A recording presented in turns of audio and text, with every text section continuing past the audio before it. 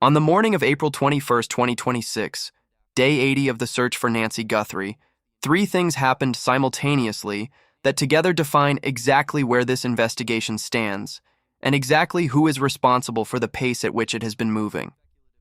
The FBI issued a public statement that, for the first time in 80 days, explicitly and publicly placed blame for an investigative delay on the Pima County Sheriff's Department. The Pima County Board of Supervisors held the meeting that has been circled on the calendar since April 7th, the meeting that represents the most significant institutional accountability moment in this investigation since it began. And TMZ's reporting on notes claiming Nancy was seen alive in Sonora, Mexico, resurfaced across every platform following this case, raising, again, the question that has followed this investigation since the first ransom notes arrived in February. Is the answer to where Nancy is not in Tucson, but south of the border? This is Forensic Disconnect, and today we are going to cover all three of these developments with the depth and specificity they deserve, because each of them, separately, would be significant news in any investigation. Together, on the same day, they describe a case that is moving on multiple fronts simultaneously, and an institution that is facing accountability from multiple directions at the same time. Before we go further, subscribe and hit the notification bell. We are here every single day covering this case, day 80. Subscribe so you are here for day 81, and every day after, until this case is resolved. Let's start with the FBI statement. Because it is the most significant institutional development in this investigation in weeks, and it has been almost entirely overlooked in the coverage of the hair sample story. Ben Williamson is the Assistant Director of Public Affairs at the FBI. His title means that when he posts something publicly about an active investigation, it is not an accident. It is not a miscommunication. It is a deliberate choice by one of the most media-savvy law enforcement agencies in the world to put something specific into the public record at a specific moment. On April 21st, Williamson posted on X. His post was framed as a correction, a response to what he described as ongoing inquiries about the hair sample story. He said, "Still receiving inquiries on this. This is not new evidence or information. FBI asked to test this DNA 2 months ago with the same technology we've always had, when the local sheriff instead sent it to a private lab. Any further developments we will share as soon as appropriate. Read that statement carefully, because every word in it is doing specific work, and the work it is doing is not subtle. This is not new evidence or information." The FBI's first sentence corrects the impression the hair sample coverage created. The hair is not a new discovery. It has existed since February. The analysis being conducted is not a response to a new development. It is the execution of a request the FBI made 2 months ago. FBI asked to test this DNA 2 months ago with the same technology we've always had. This sentence contains two separate and important claims. First, the FBI has wanted this evidence since February. Second, the technology being applied to it is not new. This directly contradicts the framing that has dominated coverage of this story, the framing of new technology and advanced analysis, and the FBI deploying cutting-edge capabilities. Williamson is saying, "We were going to use the same technology we always use." The technology was not the obstacle. The access to the evidence was the obstacle, when the local sheriff instead sent it to a private lab. That word, instead, is the most consequential word in the statement. The FBI asked for the evidence. The sheriff's department, instead of sending it to the FBI as requested, sent it to a private lab in Florida. The evidence the FBI had formally requested in February spent 11 weeks in a Florida laboratory before arriving at the federal lab that had been waiting for it since the beginning. The FBI did not say this neutrally. It did not say the evidence was sent to a private laboratory for analysis before being transferred to the FBI per standard procedure. It said the sheriff instead sent it to a private lab. Instead. That is a word that describes a choice that contradicted an explicit request. It is a word that assigns responsibility. The FBI is telling the public that it asked for this evidence, and the sheriff sent it somewhere else. This is not a small thing. The FBI and the Pima County Sheriff's Department have been presenting a unified front in public communications about this investigation since February. Joint press conferences, coordinated statements, the public face of federal and local cooperation in a case of national significance. And now the FBI's Assistant Director of Public Affairs is posting publicly that the sheriff sent critical evidence to a private lab instead of complying with the FBI's request, and that the delay this created is the reason the analysis is happening now rather than 2 months ago. That is a crack in the unified front. It is the FBI saying, in public on the record, that a decision made by the Pima County Sheriff's Department cost this investigation 2 months of forensic analysis time on a piece of evidence the FBI had identified as significant in February. 2 months. In an investigation where the first 48 hours were already compromised by a corrupted crime scene and a lead detective who had never worked a homicide case. In an investigation where the difference between a live rescue operation and a homicide investigation may have come down to days, not months. 2 months of delay on evidence the FBI wanted in February because the sheriff sent it somewhere else instead. That delay is now part of the public record in the most specific and official way possible, attributed directly to the Sheriff's Department by the FBI's own communications director. Now let's talk about what was happening at 130 West Congress Street in Tucson today, the Pima County Administration Building.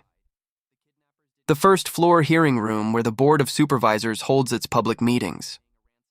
Today's meeting was the one that the board set as the deadline when it voted unanimously on April 7th to invoke Arizona Revised Statute 11253, Section A, the territorial-era law that empowers a county board to demand sworn reports from any county officer about the duties of their office. The law was passed before Arizona was a state. It has not been used in over a century. The board pulled it out of the legal archive specifically because of Chris Nanos, specifically because of this investigation, and specifically because the questions about his record and his management of the Nancy Guthrie case had reached a point where the board believed extraordinary measures were warranted. 4 questions. Under oath. On the record. About his employment history with the El Paso Police Department, about his disciplinary actions against 2 employees, about his department's cooperation with federal immigration authorities, and about his department's repeated and significant budget overruns. Those 4 questions are not procedural. They are not bureaucratic housekeeping. They are questions that go to the heart of whether the person running this investigation, the person who has been the public face of the search for Nancy Guthrie for 80 days, is fit to hold the office he holds and capable of leading the investigation to a resolution. The employment history question reaches back to 1982. To 6 years with the El Paso Police Department that ended not with a retirement or a transfer, but with a resignation in lieu of termination. The official language of leave now or be fired. Preceded by 37 days of suspension over those 6 years. Suspension for excessive force, kicking a handcuffed suspect in the head hard enough to send him to the intensive care unit. Suspension for off-duty gambling, suspension for tardiness, suspension for insubordination. A pattern of conduct that accumulated over 6 years to the point where the El Paso Police Department determined it could no longer employ him. He built a career in Arizona after El Paso. He rose through the ranks of the Pima County Sheriff's Department. He ran for sheriff and won. And on his publicly posted resume, he listed his dates of service with the El Paso Police Department incorrectly, indicating he worked there until 1984, 2 years after he actually left, and 2 years after the resignation in lieu of termination that ended his time there. When the Arizona Republic discovered the discrepancy and published the documentation, the Pima County Sheriff's Department's response was that the date differences were administrative in nature and were not intended to mislead or misrepresent Sheriff Nanos' work history. They did not address the resignation in lieu of termination. They did not address the 37 days of suspension. They addressed only the date, and then they moved on and hoped the story would too. It did not move on. The Board of Supervisors moved it forward instead, all the way to April 21st, and a deadline that carries the possibility of removal. What happened at today's meeting, whether Nanos appeared in person, whether he submitted a written response, whether the board found that response substantive or inadequate, whether any vote was taken, had not been publicly reported at the time this video was made. The meeting was happening. The deadline was today. What emerged from it will be covered in the next video when the record is available. But here is what is already true regardless of what happened today. The questions have been asked, under the authority of a statute that predates Arizona statehood, by a board that voted unanimously to invoke it. The questions are in the public record. Whatever Nanos answers, and whatever he declines to answer, is now part of the permanent documentation of this investigation. It will be available to prosecutors when this case reaches a courtroom. It will be available to defense attorneys. It will be available to journalists and historians for as long as this case is examined. The record exists. The accountability is happening. It may not produce a dramatic removal today. It may produce a written response that the board evaluates over the coming days. Whatever form it takes, the institutional reckoning that this investigation has been building toward for 80 days is no longer abstract. It is in a hearing room in Tucson right now. Now let's go to Mexico. In the days since the Fox outlets began including the TMZ note in their Day 80 roundups, a detail that was originally reported on April 6th has resurfaced with renewed circulation. On April 6th, the same day Savannah Guthrie returned to the Today Show for the first time since February, TMZ reported that it had received 2 new notes from a person who has been contacting the outlet repeatedly since February, offering to identify Nancy's kidnappers in exchange for payment in cryptocurrency. The notes are from the same sender who has been in contact with TMZ throughout the investigation, someone who has been demanding 1 Bitcoin, at current prices approximately $69,000, in exchange for delivering the kidnappers, as they put it, on a silver platter. Someone who has been sending these communications since February 11th, 10 days after Nancy disappeared, and who has expressed escalating frustration that the FBI is treating their offers as a scam rather than as actionable intelligence. The April 6th notes were different from the earlier ones in one specific and significant way. For the first time, the sender specified a location. They said they saw Nancy alive with her kidnappers in the state of Sonora, Mexico. Sonora, the Mexican state that shares a border with Arizona, the state where Tucson, Nancy's home, sits approximately 70 miles from the boundary. The state where the Madres Buscadoras de Sonora, the Searching Mothers of Sonora, the volunteer network of women who search for missing and murdered people in one of the most dangerous regions in North America, have been operating for years and who offered in the early weeks of this investigation to search for Nancy in Mexico, an offer that Sheriff Nanos declined to facilitate. The sender's full message, as reported by TMZ, contains several details worth examining carefully. They write that it is unbelievable that millions have been wasted, and yet here I am willing to deliver them on a silver platter since the 11th of February for a Bitcoin, but I am disregarded as a scam. They say the case is frozen, but the egos remain hot. They say they have been out of the United States for more than 5 years and had nothing to do with the horrific crime. They say they just want what's fair and to live peacefully with enough to start my life again quietly without having to join a witness protection program. In the second note, they say simply, I saw her alive with them in the state of Sonora, Mexico. Now let's evaluate this carefully. Because the question of whether this note is credible is not a simple one, and the answer is not what most coverage has suggested. The FBI has not confirmed the legitimacy of any of the ransom notes received in this case. Savannah Guthrie said in her interview with Hoda Kotb that she believes the 2 notes the family responded to, the original ransom communications, were real. She said she believes the others are probably phony. The FBI has made no public statement about the TMZ notes specifically. The profile of the TMZ sender is not consistent with the original kidnappers. The original ransom notes, the ones Savannah believes were real, were sent directly to media outlets and to the family in the first days after Nancy disappeared. They included a Bitcoin wallet address. They made a specific demand. The TMZ sender, by contrast, claims to have information about the kidnappers, but not to be the kidnappers. Claims to have seen Nancy alive in Mexico, but to have had nothing to do with the crime. Claims to have been outside the United States for 5 years. This is the profile not of a kidnapper demanding ransom, but of someone claiming to be a witness or an informant, someone who says they know something and wants to be paid for the information. That profile has a specific credibility challenge. A genuine witness with genuinely actionable information about the location of a kidnapping victim does not need to be paid in Bitcoin to share that information with law enforcement. The FBI tip line is anonymous and carries no risk of witness protection program involvement for someone who simply has information. The demand for cryptocurrency payment, for delivery of information rather than for release of the victim, is the signature of someone who wants money rather than someone who wants justice. Jennifer Coffindaffer addressed the note on X.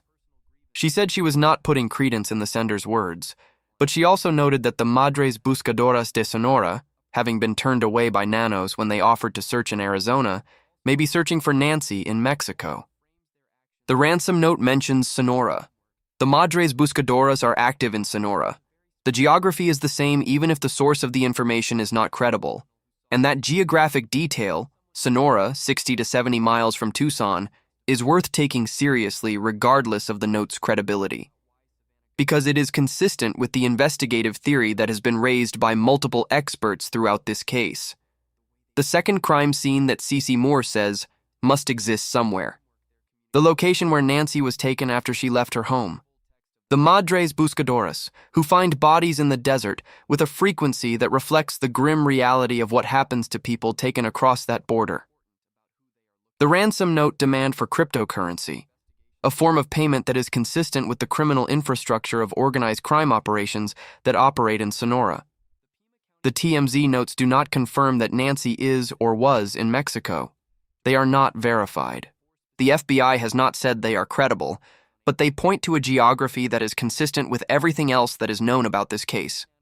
The proximity of the border, the cryptocurrency in the original ransom notes, the $6 million demand that is consistent with kidnapping for ransom operations that cross the border, and the specific expertise of the Madres Buscadoras in exactly this type of search in exactly this region. The Madres Buscadoras are worth understanding more fully.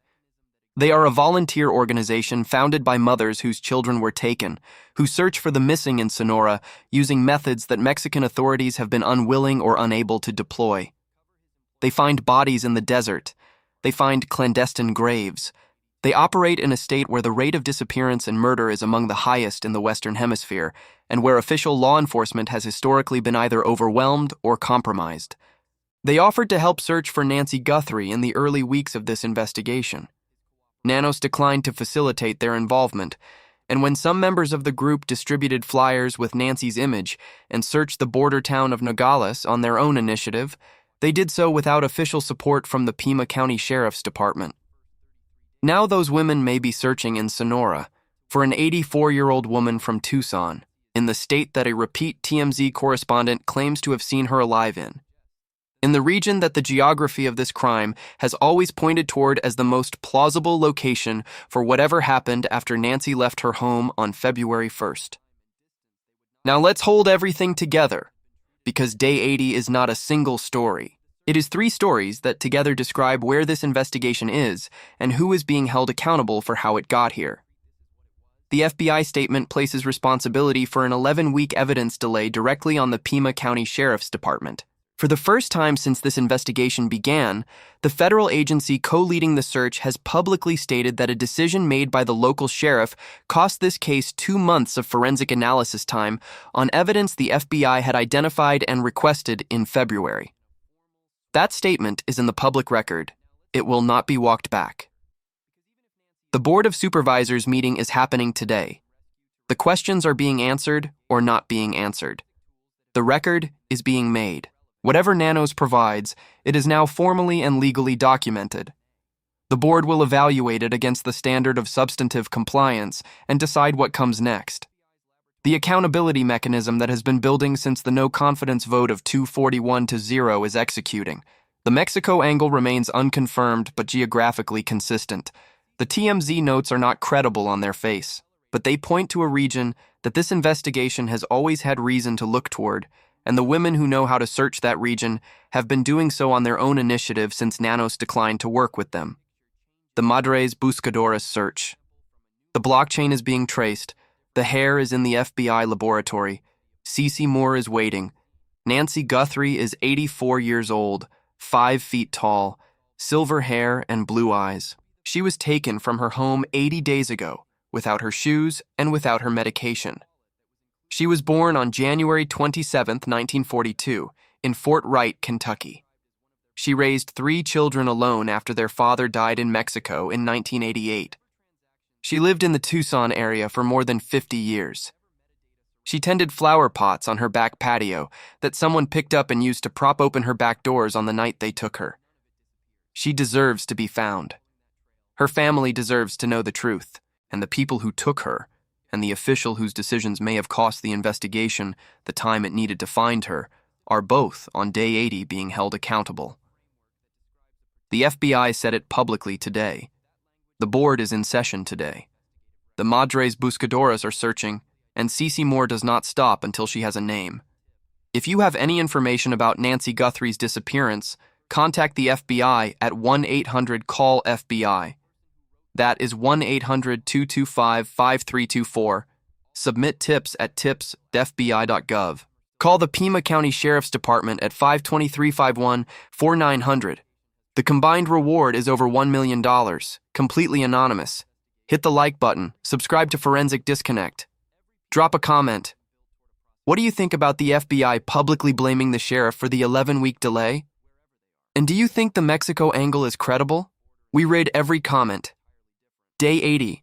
The accountability is happening. We will be back tomorrow.